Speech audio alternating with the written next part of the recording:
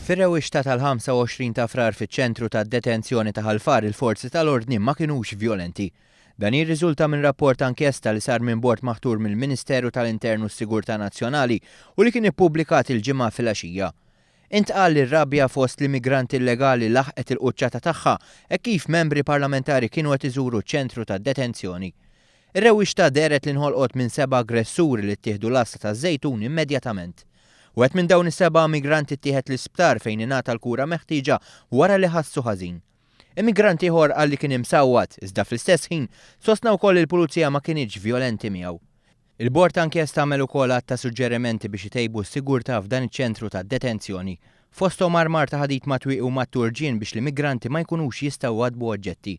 Intqal ukoll li meta xi delegazzjoni tkun ser iżżur iċ-ċentru l-immigranti għandhom ikunu informati dwar dan u jkunu avżati li l-membri tad-delegazzjoni ma jkunux se jkellmu l-ħadd individwalment.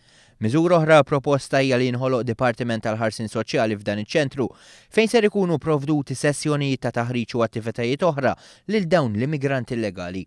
Għandu jingħata wkoll iktar taħriġ lill-uffiċjali tal-Forzi Armati u lill-Pulizija biex dawn ikunu mħarġ iktar u jkunu kapaċi jieħdu ċertu kontroll f'idejhom f'sitwazzjonijiet diffiċli bħalma ġara ftit tal-ġimgħat ilu.